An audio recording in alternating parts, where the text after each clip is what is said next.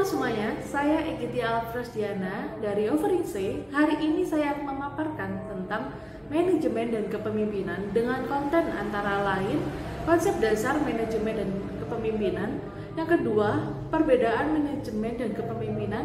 Ketiga, keterkaitan antara manajemen dan kepemimpinan. Kemudian apa sih yang menjadi kaitan antara manajemen dan juga kepemimpinan? Bisa dikatakan bahwasanya seorang manajer dalam konsep manajemen dapat saja disebut sebagai seorang pemimpin apabila ia mampu mempengaruhi perilaku anggotanya untuk mencapai tujuan organisasi. Namun pemimpin itu belum tentu harus menjadi manajer untuk mempengaruhi perilaku anggotanya. Maka leader atau pemimpin belum tentu menjadi manajer, tetapi manajer dapat seolah-olah menjadi seorang leader atau pemimpin. Sehingga pemimpin harus mampu mempengaruhi orang untuk mengarahkan usaha-usaha mereka untuk memperoleh kemajuan dalam mengejar tujuan-tujuan yang telah diterapkan. Terdapat faktor-faktor yang mempengaruhi manajemen dan kepemimpinan. Menurut Group tahun 2010 terdapat dua faktor yang mempengaruhi, antara lain faktor internal dan faktor eksternal. Untuk faktor internalnya, yang pertama, bakat. Seseorang yang sudah memiliki bakat kepemimpinan sejak lahir. Kedua, kepribadian. Hal ini berhubungan dengan kondisi psikologis seseorang. Tiga, intelektual. Ini mempengaruhi dari kecerdasan seseorang yang cenderung dominan dan inisiatif dalam lingkungannya. Nah, sedangkan yang menjadi faktor eksternal itu yang mempengaruhi kepemimpinan, antara lain motivasinya, inspirasi, ambisi, latihan, dan pembelajaran. Sehingga hal ini memiliki banyak sekali faktor yang mempengaruhi serta menjadi sumber dari kepemimpinan itu sendiri. Selanjutnya ada fungsi dan tujuan dari manajemen kepemimpinan. Secara sadar atau tidak, manajemen kepemimpinan itu sangat penting dalam kehidupan pribadi seseorang. Bahkan berkeluarga sekalipun, fungsi dari manajemen dan kepemimpinan itu sangat penting. Kepemimpinan merupakan fungsi penting dari manajemen yang membantu untuk memaksimalkan efisiensi dan untuk mencapai tujuan organisasi. Sebagai sebuah proses, kepemimpinan itu didasarkan pada sumber kekuasaan yang berbeda dan seperangkat keterampilan khusus berupa tindakan yang berorientasi untuk mempengaruhi anggota kelompok mencapai tujuan bersama. Agar permasalahan dari manajemen kepemimpinan itu dapat dimaksimalkan, berikut 5 poin penting dari fungsi dan tujuan manajemen kepemimpinan. Yang pertama, merencanakan sesuatu dengan sempurna. Salah satu fungsi manajemen kepemimpinan adalah merencanakan sesuatu dengan sempurna. Dalam segala hal yang akan dilakukan oleh tim harus direncanakan dengan baik. Plan yang dibuat bersama-sama dengan semua orang yang berkepentingan, kemudian berbagai ide boleh sekali untuk diungkapkan untuk mendapatkan rencana yang sempurna. Kedua, organisasi dengan baik. Salah satu perbedaan dari pemimpin dan kepemimpinan adalah kemampuan untuk mengorganisasi dengan baik. Karena tidak semua pemimpin memiliki kemampuan itu. Banyak dari mereka yang hanya bisa mengatur saja tanpa tahu fungsi yang dimiliki. Orang dengan kemampuan kepemimpinan yang baik tidak demikian. Karena mereka itu memperhatikan banyak hal sebelum melakukan organisasi. Ketiga, pendelegasian sesuai dengan kemampuan. Setelah memahami semua rencana yang dimiliki berdasarkan teori-teori kepemimpinan, Anda semua itu harus mendelegasikan dengan orang yang tepat. Karena tidak semua orang itu memiliki kemampuan yang sama. Oleh karena itu, Anda sebagai seorang pemimpin harus mengetahui skill setiap orang agar tahu jenis pekerjaan yang pantas untuk mereka. Kemudian, yang keempat, pengarahan agar tidak salah. Setelah melakukan pendelegasian, Anda harus mengarahkan mereka dengan baik. Nah, pengarahan ini dilakukan untuk menghindari berbagai jenis kesalahan. Karena terkadang apa yang kita inginkan sedikit berbeda dengan apa yang dilakukan orang lain atau yang diinginkan orang lain. Agar tidak salah di tengah jalan, Anda sebagai pemimpin harus mengarahkannya. Kemudian yang terakhir, kelima, ada evaluasi agar rencana yang digunakan bisa sempurna. Hal terakhir dari fungsi manajemen kepemimpinan adalah evaluasi. Teori dari manajemen kepemimpinan dimasukkan. Hal ini karena kita butuh melihat hasil yang sudah dikerjakan dan melakukan evaluasi. Apakah sudah sesuai dengan keinginan atau tidak? Begitu. Kalau ada yang kurang, kita harus mencari kira-kira apa penyebab dan bagaimana cara menyelesaikannya. Terdapat perbedaan dalam manajemen dan kepemimpinan apabila dilihat dalam ruang lingkupnya.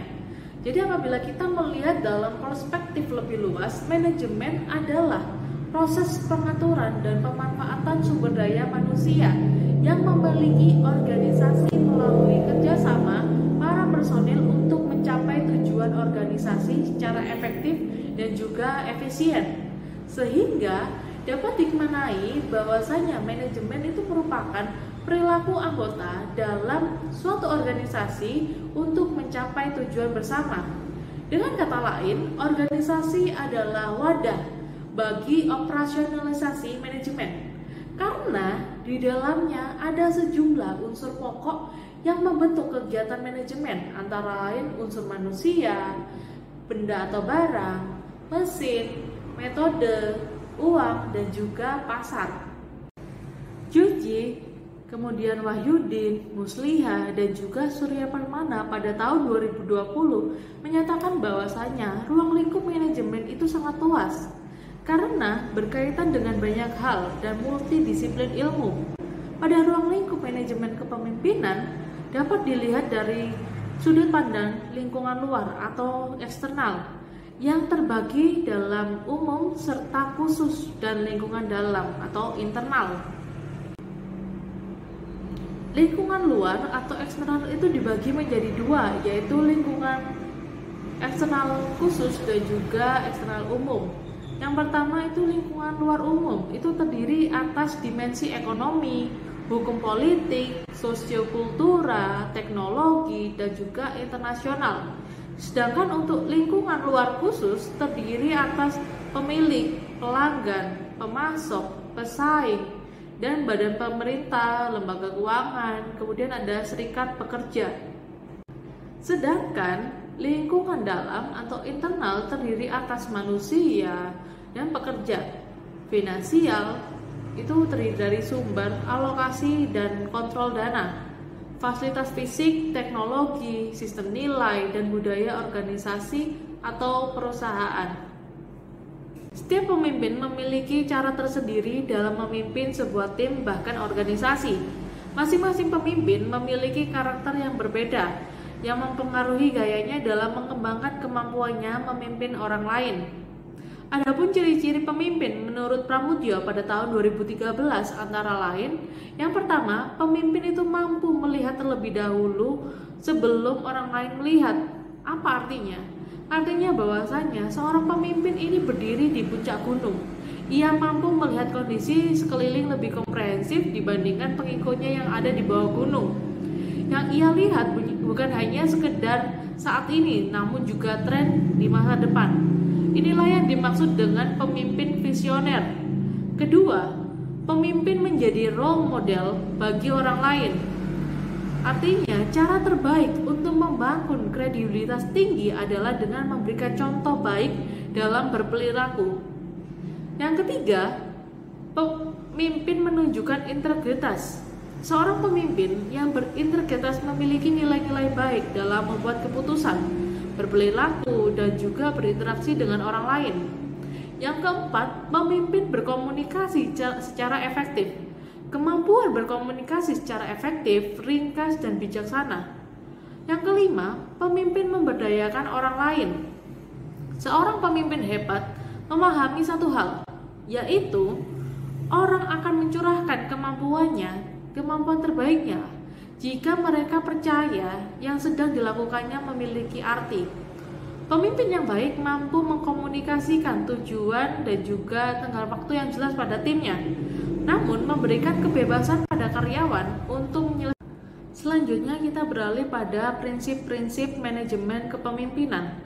Dalam prinsip-prinsip manajemen itu berfungsi sebagai pedoman untuk mengambil keputusan dan tindakan manajemen. Adapun prinsip dasar yang harus dimiliki oleh seorang pemimpin dalam sebuah manajemen menurut Sharma dan Jain pada tahun 2013 antara lain yang pertama, kenali diri dan cari perbaikan diri. Kedua, mahir secara teknis. Ketiga, mencari tanggung jawab dan bertanggung jawab atas tindakannya. Keempat, membuat keputusan yang cepat dan tepat waktu. Kelima, berilah contoh sebagai panutan. Keenam, kenali orang lain Anda dan perhatikan kesejahteraan mereka. 8. Komunikator yang terampil. 9. Kembangkan rasa tanggung jawab dan pekerjaan. 10. Pastikan bahwa tugas dipahami, diawasi, dan diselesaikan. Adapun prinsip-prinsip ini itu menjadi pokok-pokok pikiran yang dianggap benar, sehingga harus dilakukan dalam proses kepemimpinan. Selain itu, ada sejumlah prinsip-prinsip kepemimpinan yang perlu dipegang dan juga dilakukan oleh seorang pemimpin menurut Rahmawati pada tahun 2016. Antara lain yang pertama, seorang pemimpin itu harus memiliki kekuatan akidah yang konsisten. Yang kedua, seorang pemimpin itu harus bisa menjabarkan dan menyatakan gagasannya dalam realitas. Yang ketiga, seorang pemimpin adalah dia yang gandrung atau cinta akan kebenaran serta memiliki kekuatan daya nalar yang dinamis. Sehingga pemimpin itu tidak akan mudah terjebak dalam situasi yang merugikan dirinya ataupun kelompoknya. Terdapat keterkaitan antara manajemen dan juga kepemimpinan berdasarkan karakteristiknya. Jadi seorang pemimpin itu harus mempunyai integritas, bertanggung jawab, kemudian mempunyai pengetahuan yang luas, percaya diri, mempunyai kepribadian yang baik, dan jiwa sosial yang baik. Menurut Dayan, pada tahun 1995 menyatakan bahwasanya semua pemimpin harus dapat beradaptasi dimanapun ia ditugaskan.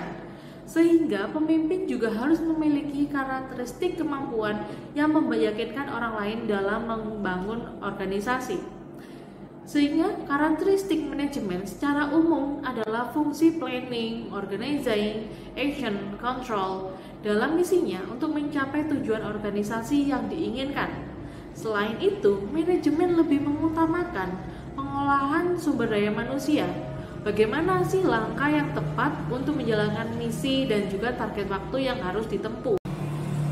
Perlu dipahami bahwasanya pemimpin merupakan seorang yang dipandang memiliki kemampuan lebih daripada bawahannya, sehingga karakteristik yang dimiliki pada setiap pemimpin bisa berbeda-beda di lingkungan yang berbeda pula. Ini menurut Rahadu dan Radukan pada tahun 2014. Sejalan dengan hal tersebut, Sahadi, Taufik, dan juga Wardani pada tahun 2020 menyatakan bahwasanya ada 8 karakteristik kepemimpinan yang ideal, yaitu cerdas, bertanggung jawab, jujur, dapat dipercaya, memiliki inisiatif tinggi, konsisten, dan tegas, adil, dan juga lugas. Kemudian apa sih yang menjadi kaitan antara manajemen dan juga kepemimpinan? Bisa dikatakan bahwasanya seorang manajer dalam konsep manajemen dapat saja disebut sebagai seorang pemimpin apabila ia mampu mempengaruhi perilaku anggotanya untuk mencapai tujuan organisasi. Namun, pemimpin itu belum tentu harus menjadi manajer untuk mempengaruhi perilaku anggotanya. Maka, leader atau pemimpin belum tentu menjadi manajer, tetapi manajer dapat seolah-olah menjadi seorang leader atau pemimpin. Sehingga pemimpin harus mampu mempengaruhi orang untuk mengarahkan usaha-usaha mereka untuk memperoleh kemajuan dalam mengejar tujuan-tujuan yang telah diterapkan. Seorang pemimpin yang baik itu harus mempunyai visi kemana mereka akan pergi dan mempunyai kemampuan untuk menciptakan antusiasme di antara pengikutnya untuk mencapai tujuan. Terdapat 4 jenis pandangan yang mewakili hubungan antara pemimpin dan manajemen. Antara lain, yang pertama, anggapan bahwa tidak ada perbedaan antara kepemimpinan dan manajemen. Kepemimpinan adalah manajemen dan manajemen adalah kepemimpinan. Jadi, pemimpin juga manajer, manajer juga pemimpin. Kedua, adanya tanggapan bahwa salah satu fungsi dari manajemen adalah kategori yang lebih besar dari kepemimpinan. Yang ketiga, sebaliknya, dari segi tanggung jawab, kepemimpinan adalah kategori yang lebih besar dari manajemen. Keempat, adanya pandangan bahwa kepemimpinan dan manajemen adalah dua bidang yang relatif independen. Konsepnya berbeda, namun memiliki keterkaitan. Sehingga, proses tujuan organisasi menjadi inti dari manajemen. Dalam situasinya, organisasi itu dapat saling menopang pada keputusan-keputusan yang akan diambil di kemudian hari.